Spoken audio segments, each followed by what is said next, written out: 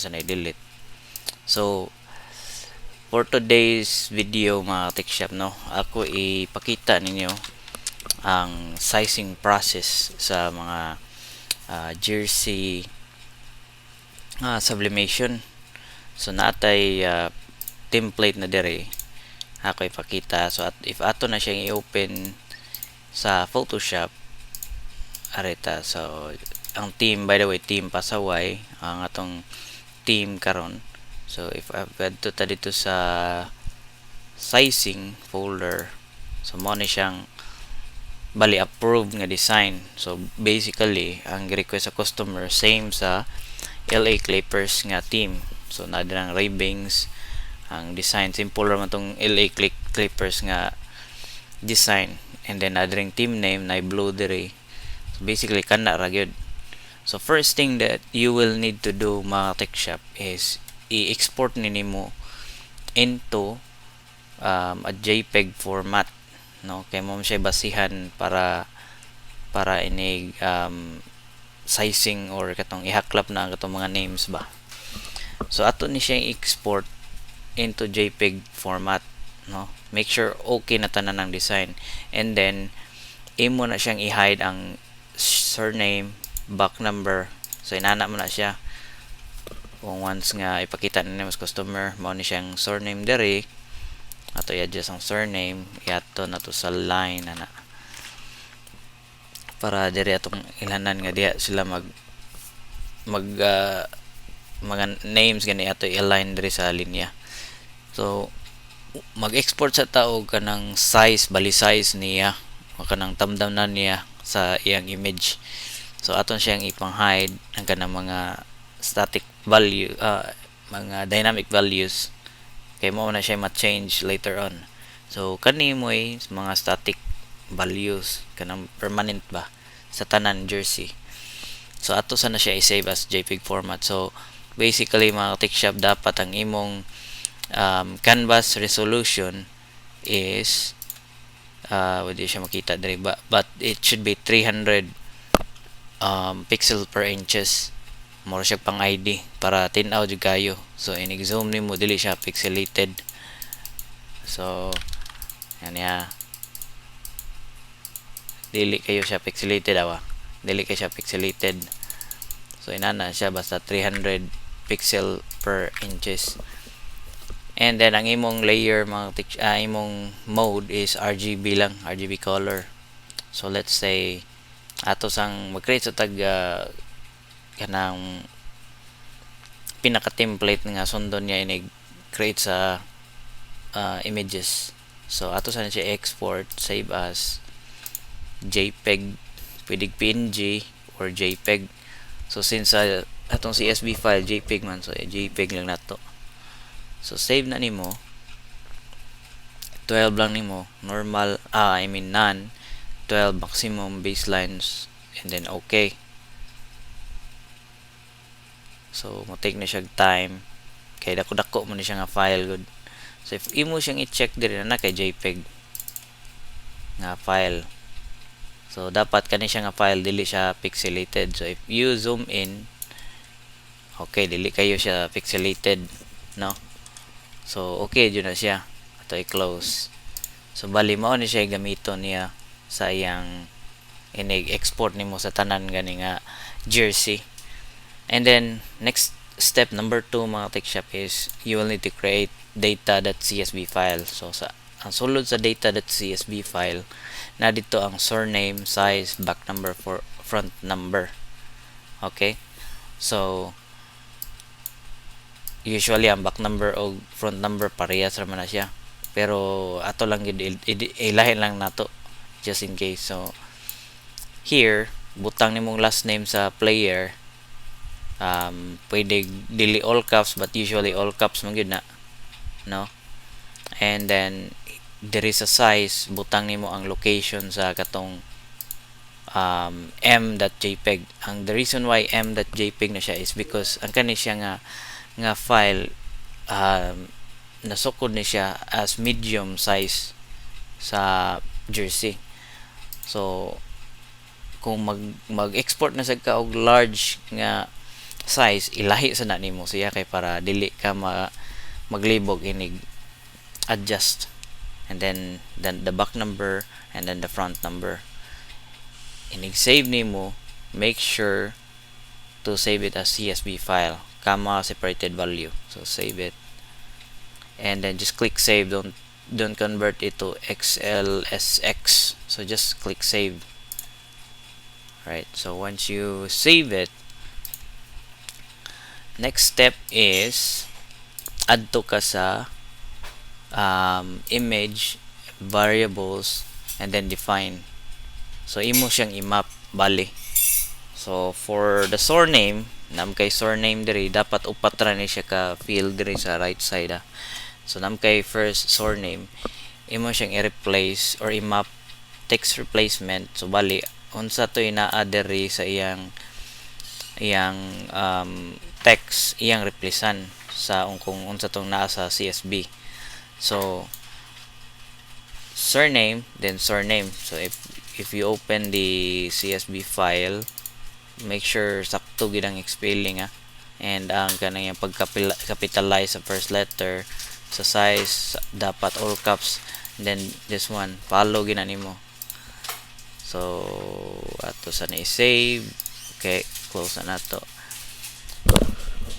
So balik ta, surname should be surname here, then i-click lang nimong arrow para next back number, front number, then front number, and then sa size na nimo, and then method is fit. After diha ari ka sa data sets, click nimo import and locate the CSV file. So click nimo import, select nimo ni siya sa location sa imo CSV file, and then encoding is automatic, and then check lang na nimo duha ka option diri. Use first column for data set names, replace existing datasets, click OK. And next step is mag-generate ka og PSD file per player. So to generate PSD file, ato ka sa file, and then export, then datasets as files. So kani siya, mag-create kag PSD folder, dito nimo ibutang ang mga PSD file per player. And the reason why we export it to PSD file is para napatay chance ma-edit. Kay once nga ma-export na nimo, ang alignment sa name og numbers kay dili pa na siya sakto. Magkahibat pa na siya, so you will need to manually align it. So mao na siya imong option dira, all datasets, and then i-select lang ni siyang dataset name para ang iyang inig-export niya file name or player name.psd ang gawas. So click lang na nimo OK. Mo start na siya generate sa PSD. So imo na siyang, if imo atuon ang PSD folder kani na mo generate na siya PSD. So pabuton lang nato.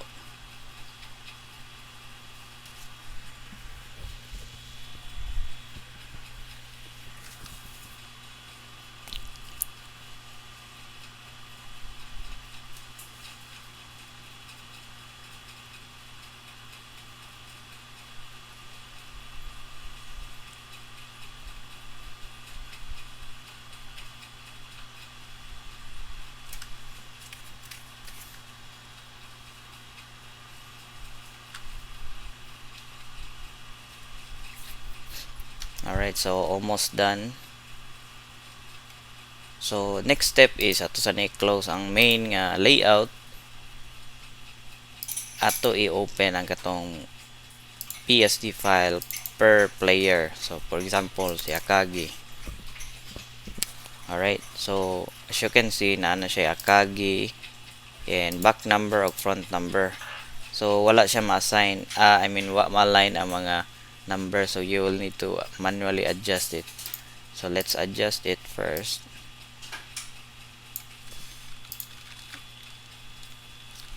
Ay, Control Z. Ano man to? Cancel, cancel. Nakoy na press nga sayo. File open. Dara. Okay. So ato i-adjust ang name.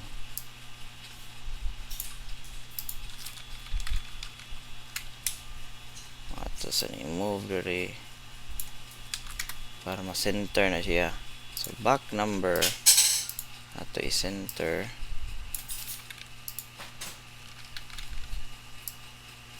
Na. Then front number.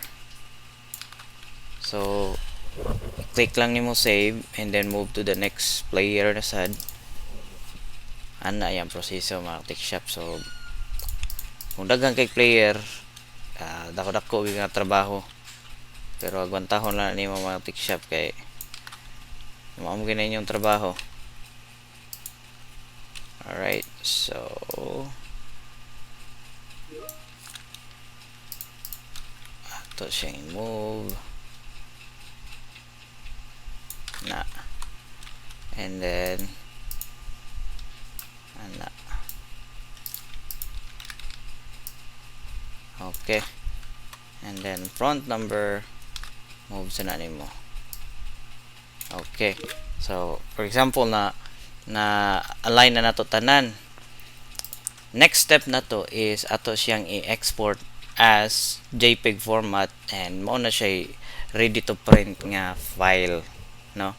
So to do that, adto ta sa file, scripts, and then image processor. Nya kaning number 1, select the images to process. Mao na siya location sa imong PSD file. So i-select lang nimo, point nimo sa imong PSD file, and then next dayon number 2, select location to save processed images. So diri nimo asa nimo i-save ang katong mga na-convert na into JPEG format. So sa ako akong i-create ng folder nga for print. So meaning ready to print na siya. And then the file type is JPEG. Kay wa kailang options diri. JPEG ra may pang printing yun. Quality is 12. Mo na pinakanindot nga quality so far. Depende na sa imong computer. But 2012 is nindot na kay na. And then convert profile to sRGB. So katong pareha sa tong kuha na to, tong image mode, no? So once you set that up, click run, and then mo start na siya generate og JPEG format. So dere. So waton la nimo. So ni-create na siya JPEG ni Akagi. Next is query. Waton na nimo mga TechShop mga mahuman. So bali kung unsa to naa sa PSD folder, katutanan nga PSD ang iyang i-convert into JPEG.